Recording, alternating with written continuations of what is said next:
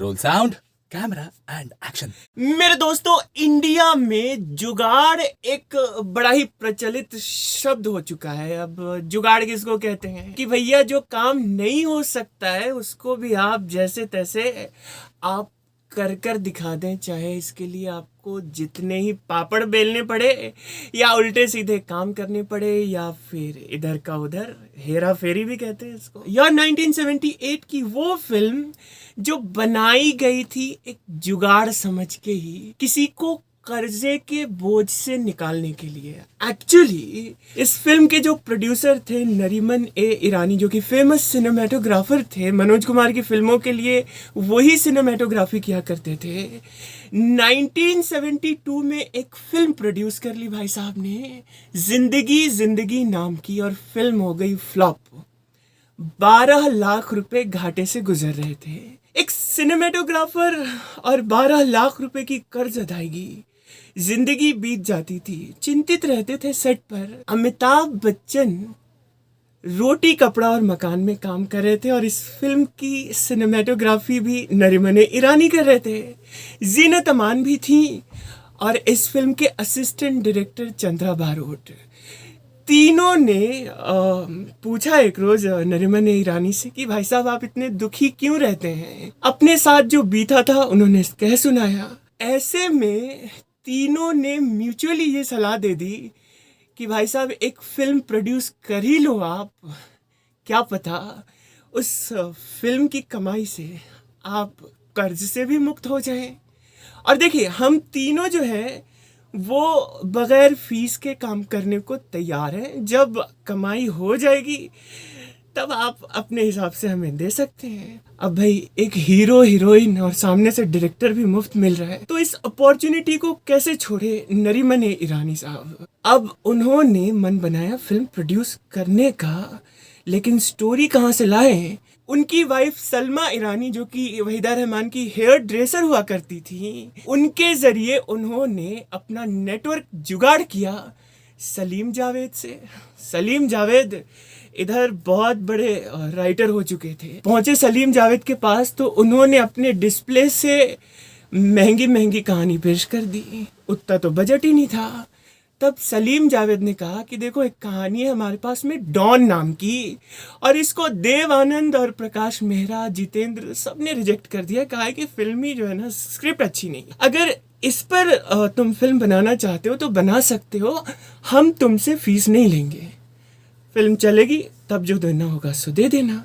Film की script को देखा नरीमन ईरानी ने, इसमें कुछ चेंजेस किए गए और इसी पर काम करने का मन बना लिया गया। अब देखिए कि कैसे कैसे लोग जुड़ते हैं। फिर कल्याण जी, आनंद जी भी आ गए कि भाई चलो किसी की जिंदगी संवर जाएगी, दोस्ती खाते में काम कर लेते हैं। प्राण साहब सबसे महंगे स्टार थे, उनको भी साइन कर लिया गया। फिल्म धड़ल्ले से शूट होनी शुरू होती है। वक्त आगे गुजर रहा है। मनोज कुमार अपनी फिल्म क्रांति शूट कर रहे हैं, जिसके सिनेमेटोग्राफर भी नरीमन ईरानी साहब हैं। और उसी के शूटिंग के दरमियान एक एक्सीडेंट होता है एंड देन नरीमन ईरानी दुनिया से चले जाते हैं। फिल्म अधर में लटक जाती है।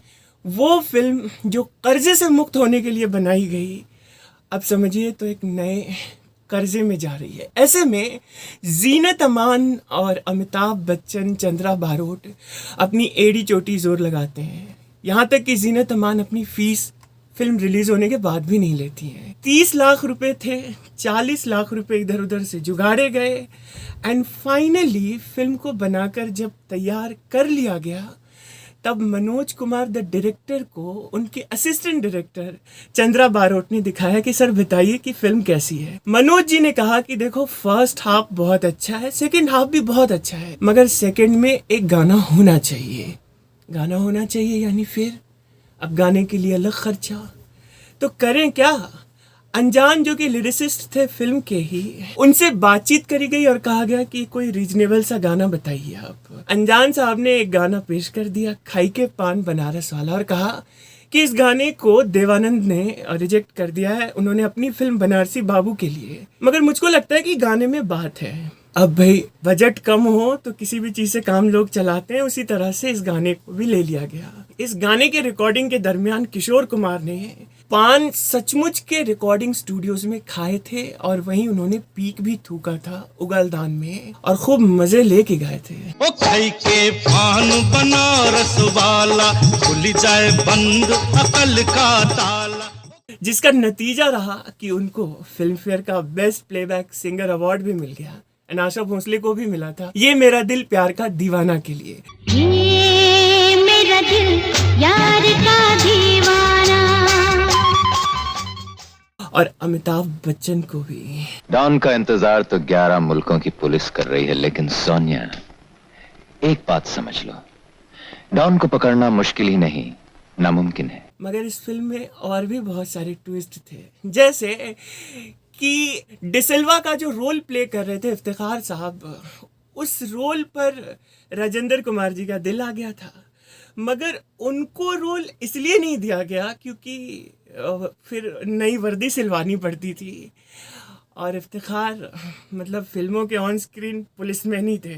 फिल्म में जो कब्रिस्तान का सीन दिखलाया गया है ना, वो असल कब्रिस्तान का है, सेट नहीं लगाया गया था। इस फिल्म में जीनत अमान के जो स्टंट सीन्स है ना वो इस फिल्म के स्टंट मास्टर ने किए थे, और इसलिए किए क्योंकि उनकी भी जुल्फें बड़ी बड़ी लंबी घनी थी।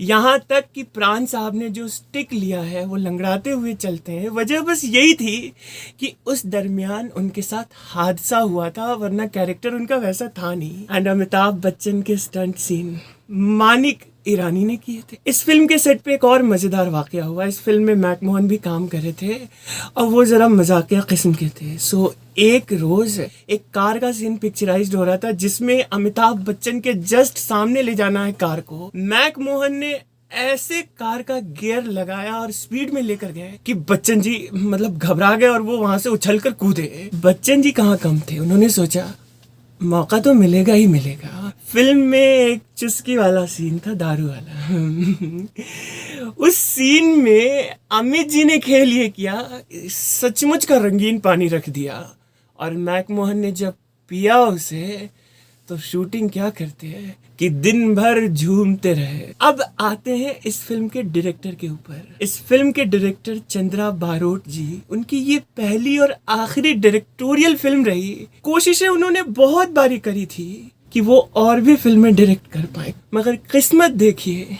कि ऐसा हो ही नहीं पाया, और प्रोड्यूसर फिल्म रिलीज होने से पहले ही दुनिया से जा चुके थे। इस फिल्म की कुल लागत 70 लाख रुपए थी, जिसने बॉक्स ऑफिस पर 3 करोड़ 50 लाख रुपए से भी ज्यादा कमाई करी थी। इस फिल्म के बाद भी इस फिल्म की कहानी से मिलती जुलती 11 बार फिल्में बनाई गई अलग अलग लैंग्वेज में।